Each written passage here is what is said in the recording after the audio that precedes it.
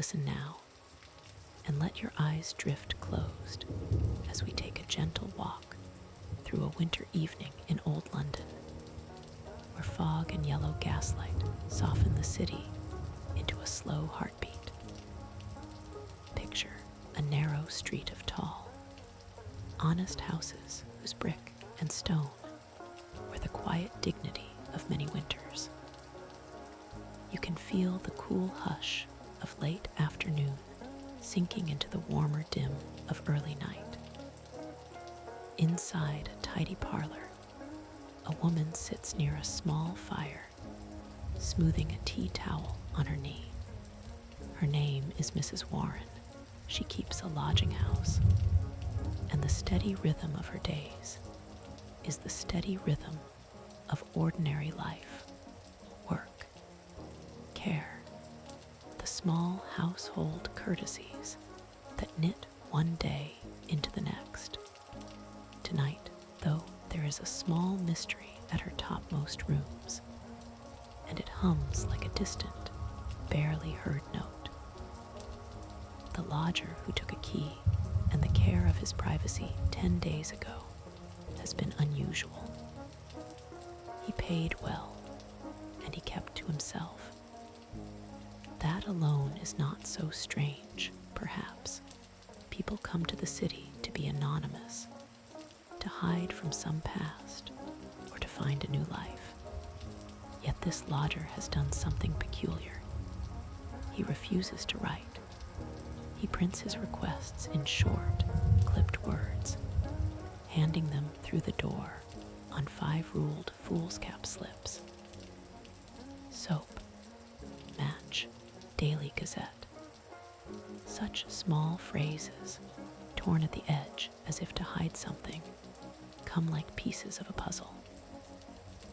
Mrs. Warren worries that there is something more, an unease that sits heavy behind her ribs and keeps the usual calm from settling. She worries for her husband, who has been ill-used that morning, bundled into a cab and dumped, shaken and bewildered, upon Hampstead Heath. It could only be a mistake, she says. Men in the fog took him for the lodger. But the alarm of that error sits like a splinter under the skin, out in Baker Street, beneath a tall, narrow window. 2 friends sit together by a very modest fire.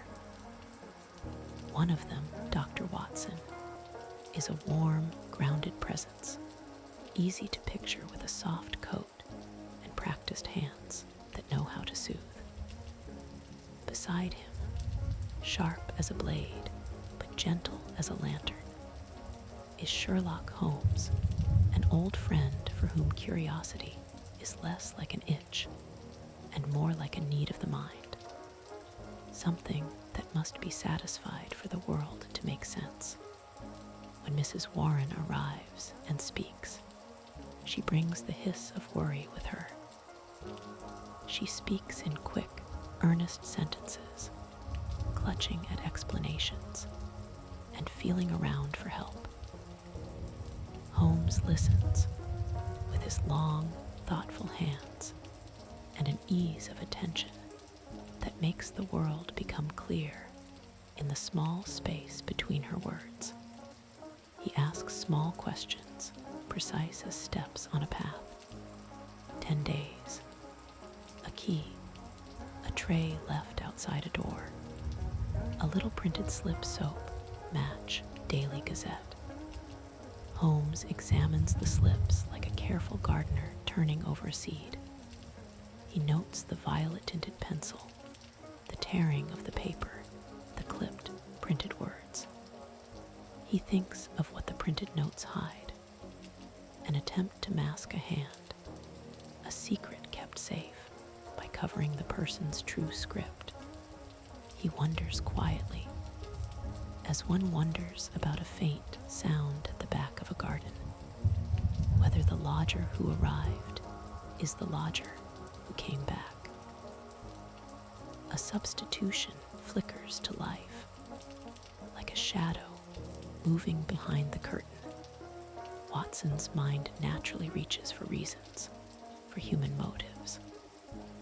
Holmes returns instead to the small, telling things: the half-smoked cigarette end, the neatness of the tray, the instructions never to bar the door, the terror that sits underneath the requests to be left alone. This lodger's secrecy is not mere whim. There is a deeper pressure, a danger felt more than named. When Holmes opens the well-thumbed ledger of the newspapers, the small columns of announcements people used to find remedies and send codes, his face brightens as if a lantern has found a damp corridor. Hidden among the hobbies and the lost umbrellas, in the low murmur of little advertisements, he discovers coded messages. One reads, "Be patient. We'll find some sure means of communications." Meanwhile, this column, G later, am making successful arrangements. Patience and prudence. The clouds will pass. G, each one is a soft, urgent rope thrown to a lonely person inside a locked room.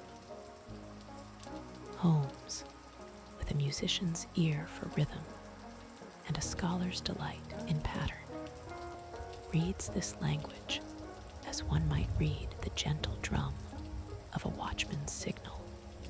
The next morning, news breaks the surface like a fish startling the water. Mrs. Warren returns breathless. Her husband has been seized in the fog, wrapped in a coat, and lifted into a cab, then dumped and bewildered an hour later.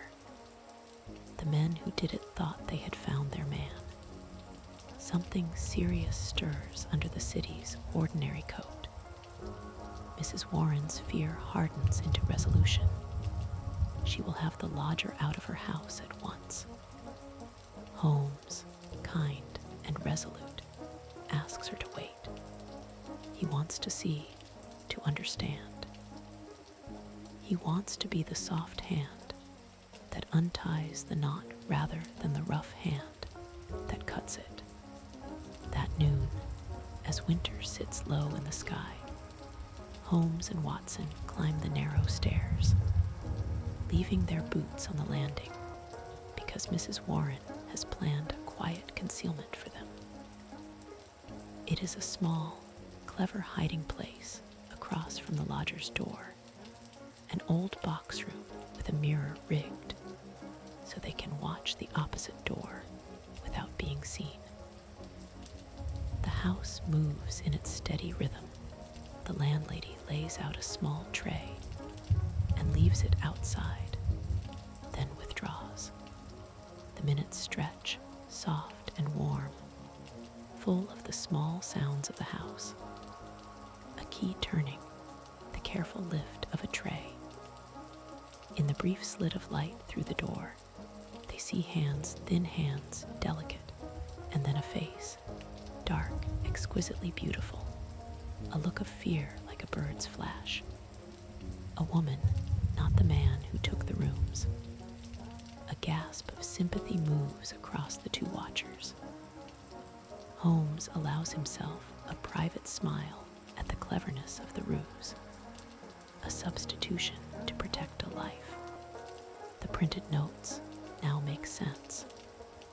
They are precautions taken to keep the woman's handwriting from giving away the secret of a man's protection. Holmes, always eager to learn by small, patient observation, returns to Baker Street with the landlady's tales in his pocket like a caller's card. He has discovered another thread in the quiet tapestry. Signals flashed from a distant high window. A simple cipher repeated from across a narrow street. A single, then a series of flashes. He and Watson, watching with those slow eyes that learn to see in the dark, count out letters and test possibilities. The word forms itself. ATTNTA then repeats, becomes clearer. ATTNTA. It is a call in a language that sings of Italy. Attenta, beware. Then the message quickens. PERICOLO, danger. The signals, thrice repeated, become urgent as the air after thunder. Yet suddenly the message stops. The light cuts out. The last call breaks in the middle. Holmes feels the sudden drop of worry as keenly as a fisherman feeling a line go slack. Something has happened. The warning has been interrupted. He and Watson hurry down the street, the night soft with fog, the lamps halos of yellow, and meet a Scotland Yard detective, Gregson, who has also been watching. They compare notes, small, polite, interlocking pieces.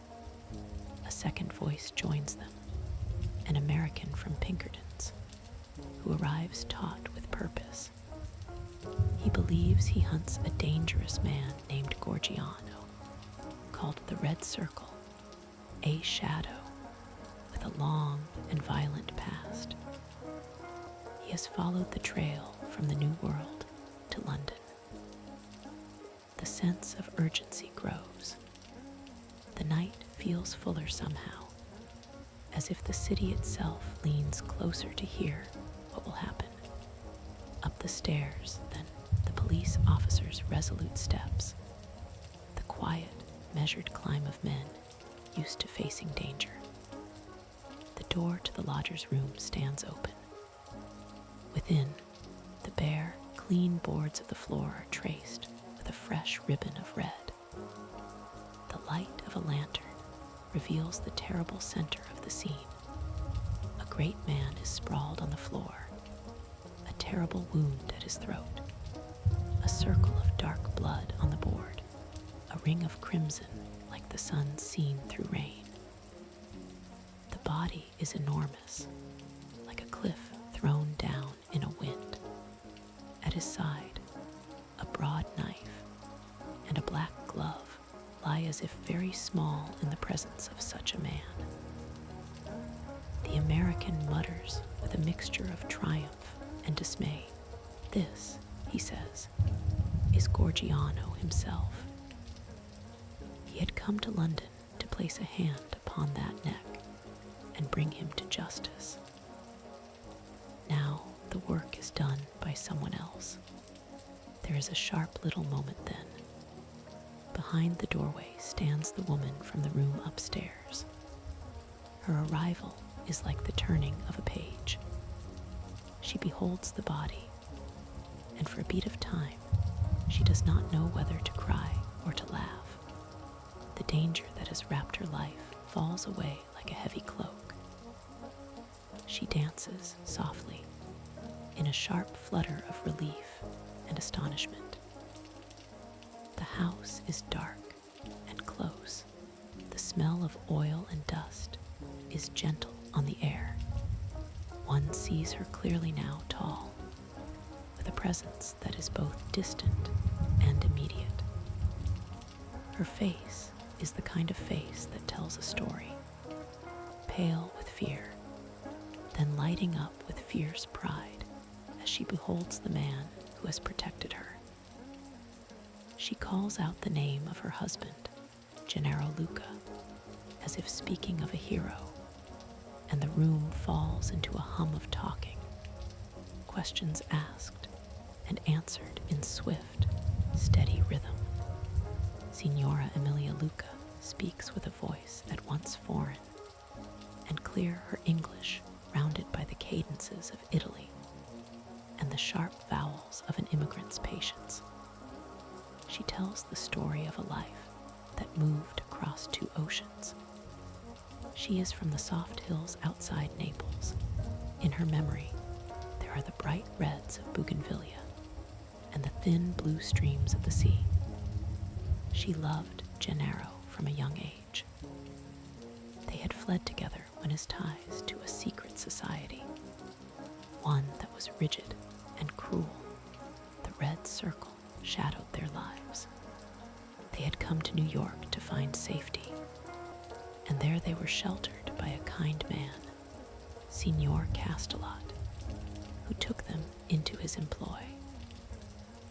For a while, fortune seemed like a warm room, work steady, a house in Brooklyn, the small domestic comforts that let the heart breathe.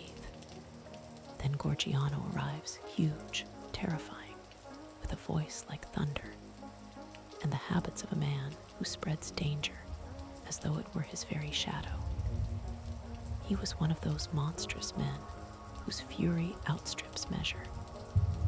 He spoke with a terrible intensity and watched Emilia with a hunger that made the bones chill. He was a leader of a secret order that blackmailed and menaced other men. He had come to America to keep his old power, and he planted the old society's branch in the city that promises reinvention. Gennaro, with a past that had once bound him to this red circle, received a summons drawn with a red circle at the head of the paper, a call that meant a meeting where a terrible decision would be forced upon him: to kill a friend who had denounced the society, or to expose himself and the woman he loved to a worse vengeance. The choice was a noose as much as a decision. The society used its own as instruments of doom, and the Red Circle's designs were to blow up a house in reprisal for refusal. Emilia tells the story without complaint, with the patient, matter-of-fact grace of one who has carried a weight for a long time. She tells how Gennaro became terrified not by guilt, but by a man's fear of what another man could do to the life around him. They flee to London in a half-escape, plans kept to the margins of the papers, and they arrange, by cunning and tender care, to keep the woman safe in a room where she will not be seen. He cannot visit her, because his presence in the room would betray both of them. And yet, he needed to speak to her, so they used the newspaper, the thin column where one hides messages like whispers, and a simple code of flashes from a high window at dusk that could call danger or comfort. The printed slips, the muted requests, the careful isolation, all of this was an architecture of love designed to keep a life unharmed. Then the night of danger comes.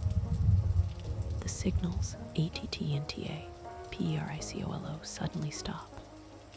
Something has come upon the house like a winter gust. Holmes, with a mind that is soft to the touch and exact in calculation, had guessed that the interruption of the signal foretold a direct confrontation. Others arrive, fingers ready on holsters and heart steady. But before they can lay a hand upon the truth, Gennaro himself is there, his strength like a steady pillar. He has been watched by the criminal he most feared. Gorgiano has located their refuge. Yet the man who was shadowed would meet his hunter, and with a single, terrible motion topple that shadow. There is no theatrical flourish in the telling. The murder is quick, fierce, and final. And once it is done, the danger at once unravels like a knot cut with a steady blade, playing softly with the details. Holmes leads the group through small observations, as if pointing to flowers on a path, so they will not be startled by the sudden beauty of life. He explains how the substitution of the lodger made sense. a man made himself invisible, replaced by a woman whose presence would not be suspected. The violent men who took the landlord were misled. The signals served as a taut little line between two people language and light in cold air.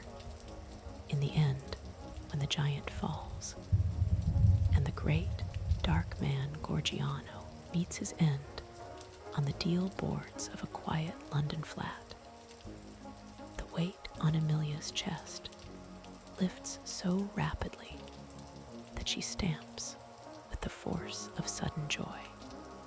Outside in the fog, the city resumes its patient breath.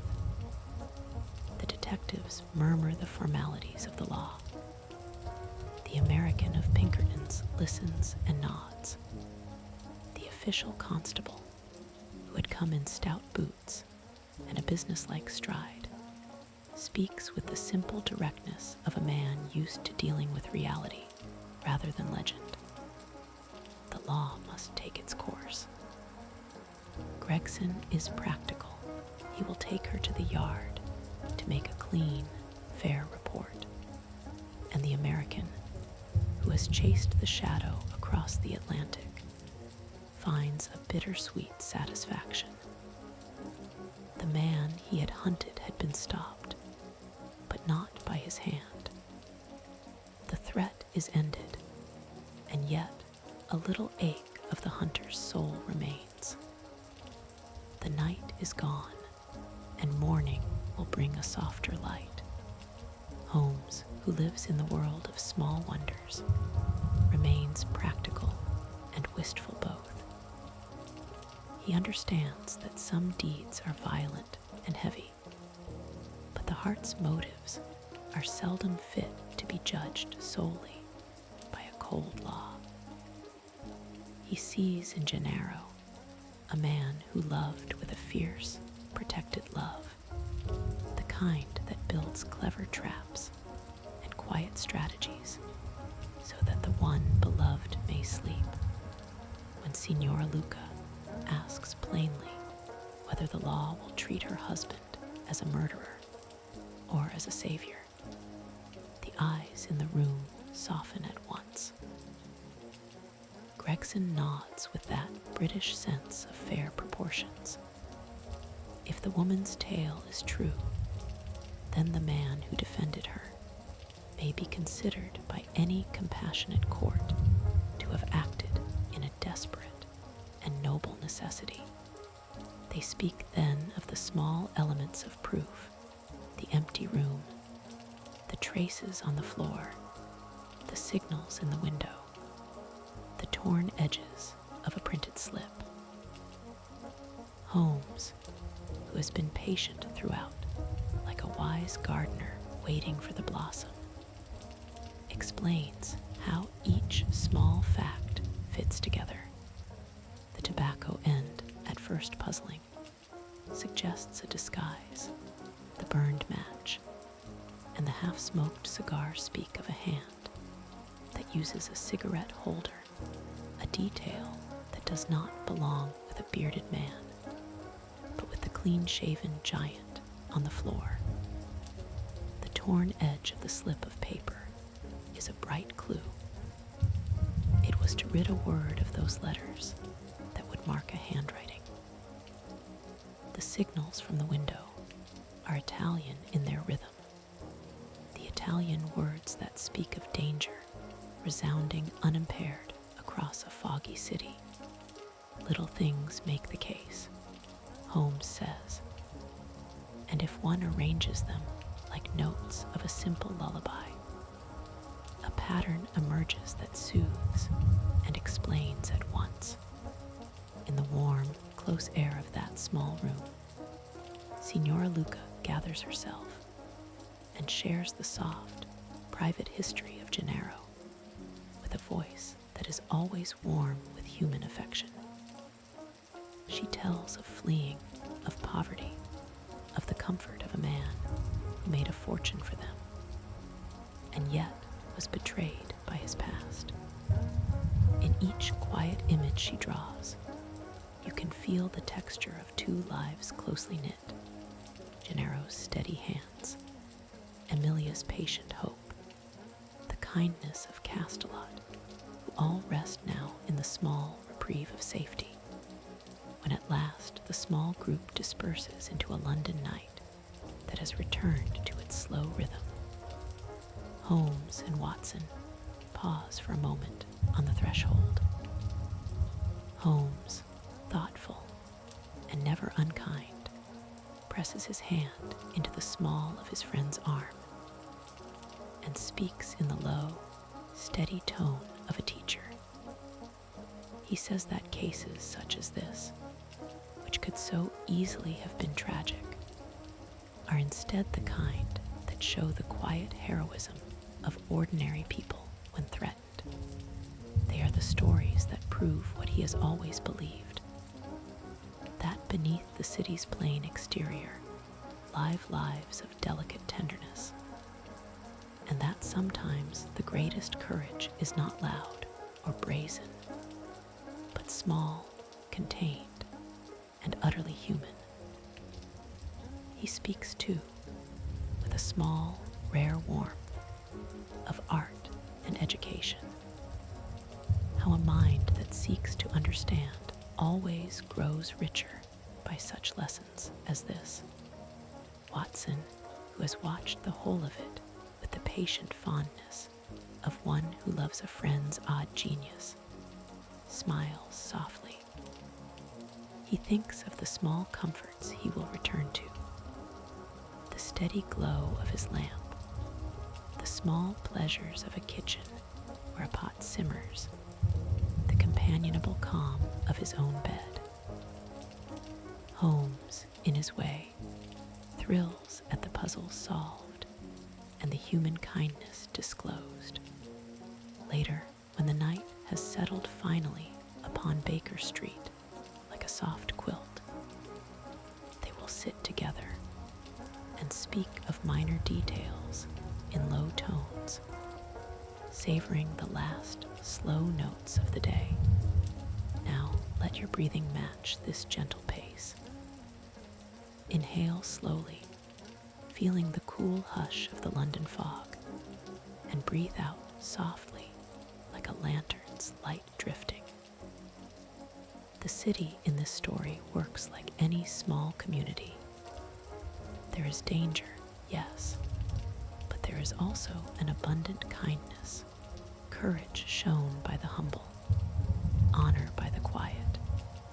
Think of Emilia's small dancing joy at the sight of safety returned to her life, and of Gennaro's steady, resolute love that dared to face a horrible man and break the pattern of violence by one decisive act. Imagine the soft mutuality among people who, in a single night, become knotted together by fate, and then, in calmer hours, are untied again. Picture the lamplit room one last time, its small fire, the mellow shadow of books and low chairs, the faint smell of oil and tobacco, and a woman's lavender. The great city rolls on outside, its noises muffled now and friendly, as if even the thoroughfares have agreed to be gentle. The night has done its work. Those who have lived through fear now rest beneath blankets of quiet. The detectives will write their reports. The doctors will note what needs noting. The law will weigh the circumstances. And the small family who fled Naples will begin, at last, to breathe. And as you lie in your own quiet room, let that warmth settle into you.